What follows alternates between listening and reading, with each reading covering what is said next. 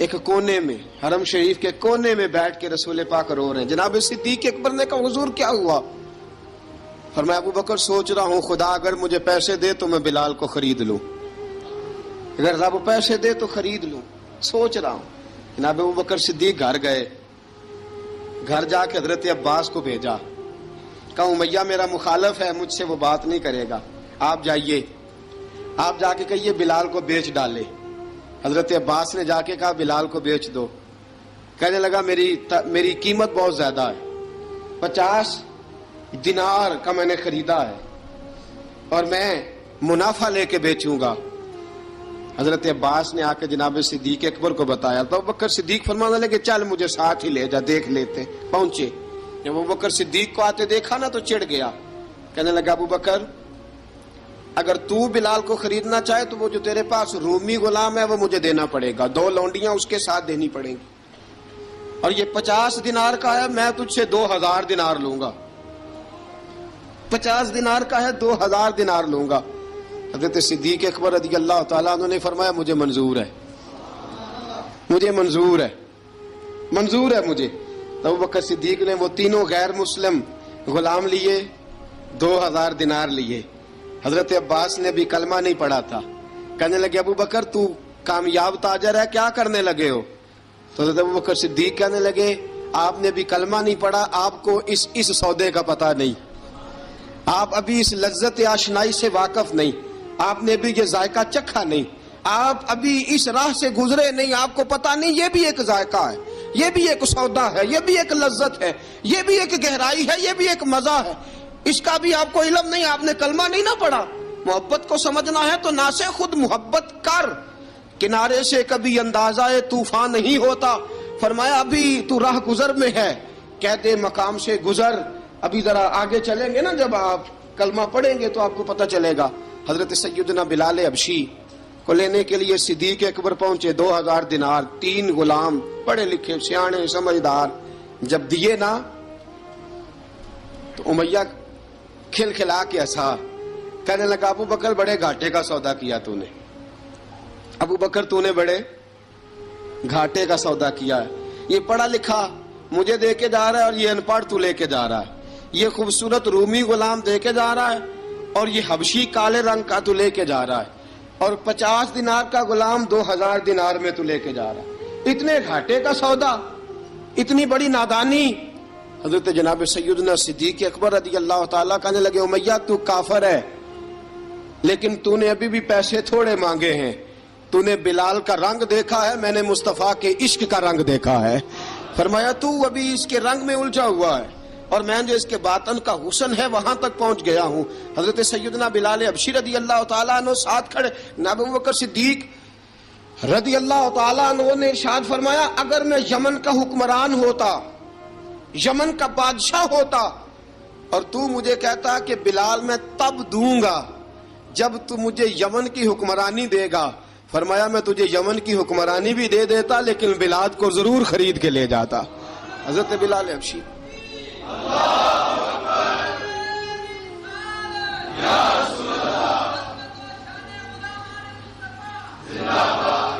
جناب سیدنا بلال حبشی، حضرت سیدنا ابو بکر صدیق فرماتے ہیں جب میں بلال کو لینے گیا تو حال پتہ کیا تھا؟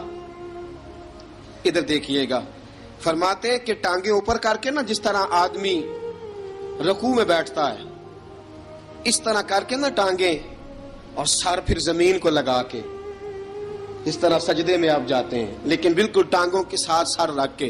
فرماتے ہیں 4 بھاری چکیاں ریت پہ حضرت بلال تھے، ان کے اوپر چکیاں رکھی ہوئی تھی، اور فرماتے ہیں حضرت بلال تھوڑی تھوڑی حرکت کرتے تھے تو وہ چکیاں جسم کے ساتھ لگتی تھی نا، پارٹ ان کے، فرماتے ہیں زخم بن گئے تھے، خون نکلتا تھا۔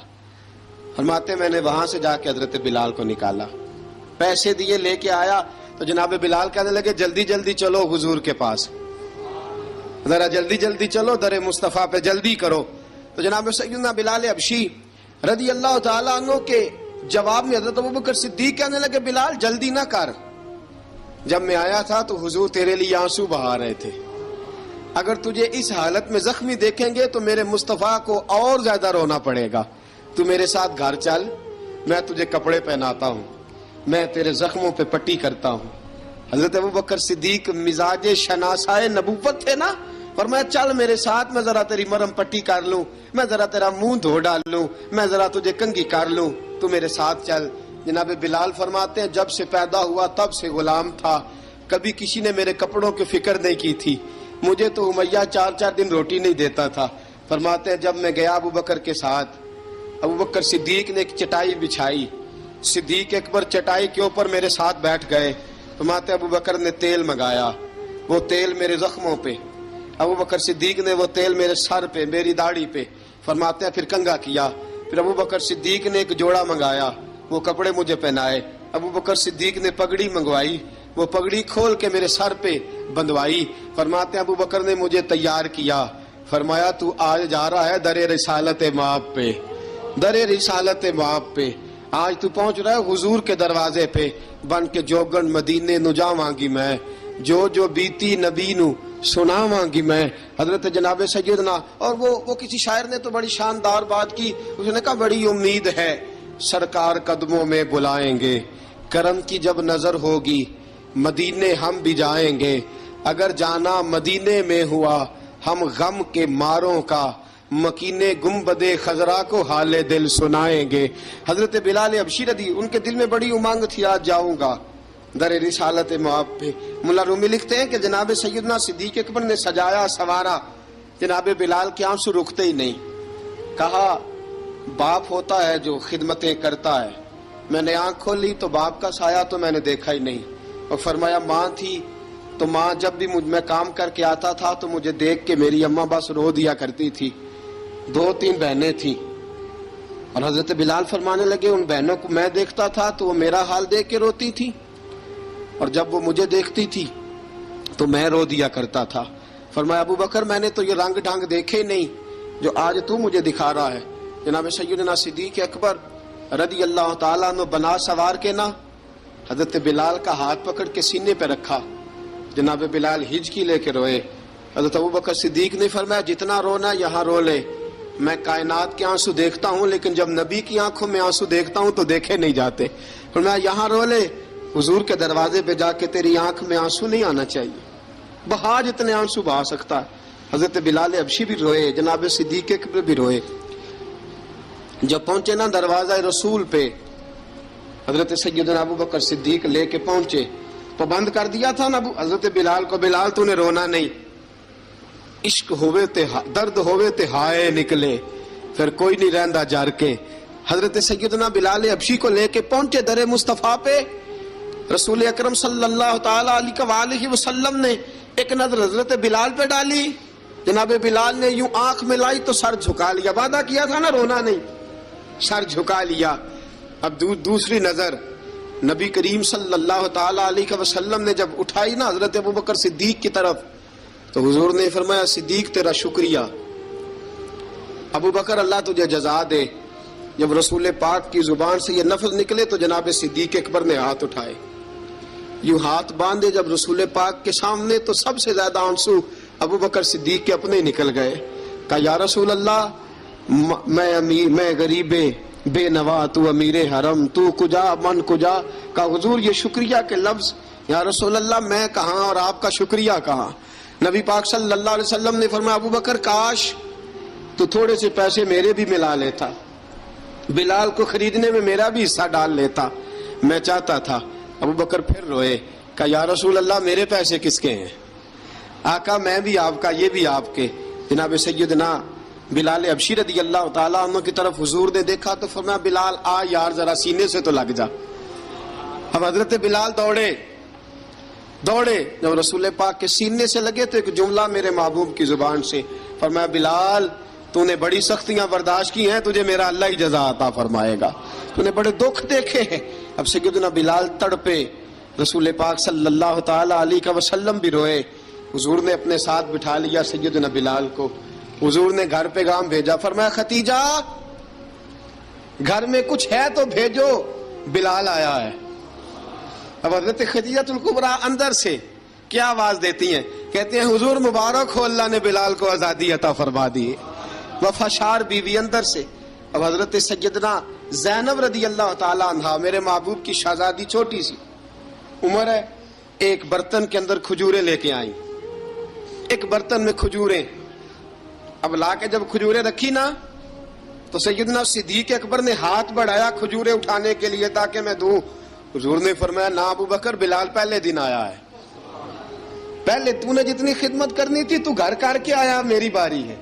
حضرت بلال حبشی فرماتے ہیں کائنات میں نے اتنا پیار کبھی دیکھا ہی نہیں تھا، 30 سال سے زیادہ میری عمر تھی، مجھے تو کبھی کسی نے پاس بٹھا کے کھانا کھلایا ہی نہیں۔ فرماتے ہیں رسول پاک سخت سخت کھجوریں سائیڈ پہ کرتے، اندر سے نرم کھجور نکالتے، اس کھجور سے تھوڑا سا چھلکا جدا کرتے، فرماتے ہیں پھر اس کو توڑتے، اس کے اندر سے وہ گھٹلیاں اتار کے حضور ایک سائیڈ پہ کرتے، وہ نرم کھجور رسول جب میری طرف بڑھاتے، حضرت بلال فرماتے ہیں بھوک تو بڑی تھی لیکن آج بھوک ساری بھول گئی تھی، آج مجھے یوں لگتا تھا جیسے میں زمین پہ نہیں عرش کی بلندیوں پہ بیٹھا ہوا ہوں، آج لگتا تھا کائنات کی ساری نعمتیں، ساری رحمتیں، سارا کرم، ساری عطا، سارا فضل، ساری عنایتیں میری جھولی میں گر گئی ہیں۔ فرماتے ہیں رسول پاک صلی اللہ تعالی علیہ وآلہ وسلم نے مجھے بڑے محبت سے بٹھایا، حضور علیہ السلام نے محبت سے کھلایا، دودھ پلایا، فرماتے بڑا پیار کر کے نا تو جناب سیدنا صدیق اکبر نے کہا حضور بلال کی ڈیوٹی کیا ہوگی، حضور بلال کی ڈیوٹی کیا ہوگی؟ حضرت بلال کہنے لگے حضور میں فارغ رہنے کا تو عادی نہیں، میں تو جفا کش آدمی ہوں، محنت کرنے والا، ڈیوٹی کیا ہوگی؟ رسول پاک نے فرمایا بلال یہ میرا گھر ہے، آج کے بعد میرا نہیں یہ تیرا گھر ہے۔ فرمایا میں مصروف ہوتا ہوں تبلیغ کے کاموں میں، گھر کیا لانا ہے وہ تیری ذمہ داری ہے، کہاں سے لانا ہے وہ بھی تیری ذمہ داری ہے، پیسے کہاں سے آئیں گے میں تجھے بتلاؤں گا، کہاں لگانے ہیں تجھے ایک دفعہ بتاؤں گا، پھر تو لایا کرے گا، تو ہی لگایا کرے گا۔ فرمایا میرا پرسنل سیکٹری بن کے رہے گا، تو خاص مقام تجھے دیا جائے گا۔ حضرت سیدنا بلال حبشی رضی اللہ تعالی عنہ کو رسول اکرم صلی اللہ تعالی علیہ وسلم نے اس کام پر مقرر فرما دیا۔ اب دیکھیے حضرت بلال رضی اللہ تعالی عنہ جب در مصطفیٰ صلی اللہ تعالی علیہ وسلم پر پہنچ جاتے ہیں اور پہنچنے کے بعد کیا مسئلہ ہے جی، کیوں نہیں چل رہا؟ درود پاک پڑھیے الصلاۃ والسلام علیک یا کی گل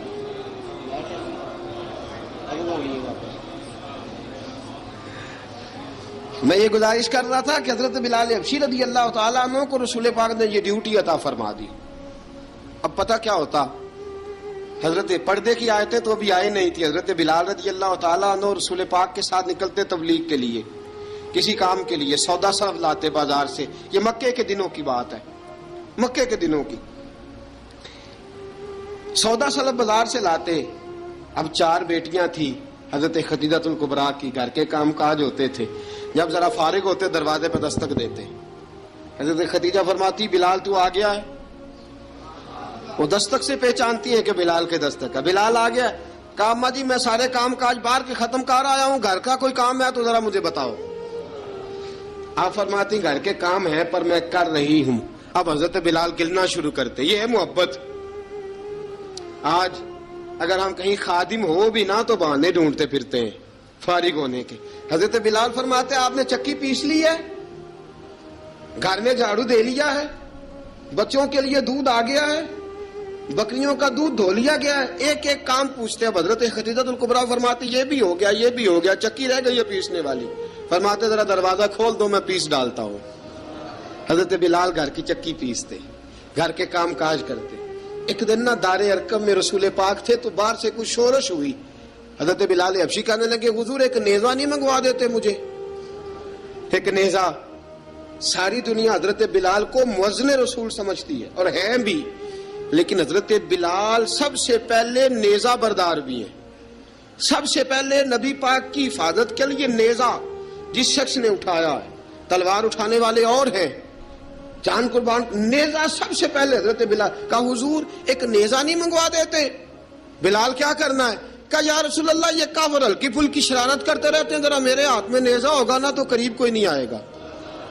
یہ کرتے رہتے ہیں نا ہلکی پھلکی شرارت، باز نہیں آتے، نیزہ دے دیں گے نا تو قریب کوئی نہیں آئے گا۔ اب رسول پاک نے نیزہ دے دیا، منگوا دیا۔ اب حضرت بلال کے ہاتھ میں نیزہ ہوتا رسول پاک کے آگے آگے چلتے، آگے آگے آگے آگے نبی کریم صلی اللہ تعالی علیہ وآلہ وسلم دار ارقم میں جا کے تبلیغ کا کام شروع کرتے تو حضرت بلال دروازے پہ نیزہ لے کے کھڑے ہو جاتے. حضور نے فرمایا بلال تو ادھر کھڑا ہو گیا. یا رسول اللہ انشاءاللہ جب تک میں کھڑا ہوں اندر کوئی کافر آ نہیں سکتا، اندر کوئی نہیں آئے گا، میں محافظ بن کے کھڑا ہوں. حضرت بلال حبشی رضی اللہ تعالیٰ عنہ نے ہمیشہ، اور یہ نیزہ ہمیشہ پاس رکھا، بدر میں بھی، احد میں بھی، تبوک میں بھی، یرموک میں بھی، خندق میں بھی. جب نبی پاک نماز پڑھانے کے لیے کھڑے ہوتے تو حضرت بلال نیزہ نبی پاک کے آگے گاڑ دیتے. یہ سترا بن کے اب کوئی آگے سے گزرے گا تو اسے تکلیف نہیں ہوگی، گناہ نہیں ہوگا، حضور کے آگے رکھ دیتے. حضرت بلال حبشی نے مکے کے 13 سال سابقون الاولون میں سے ہیں.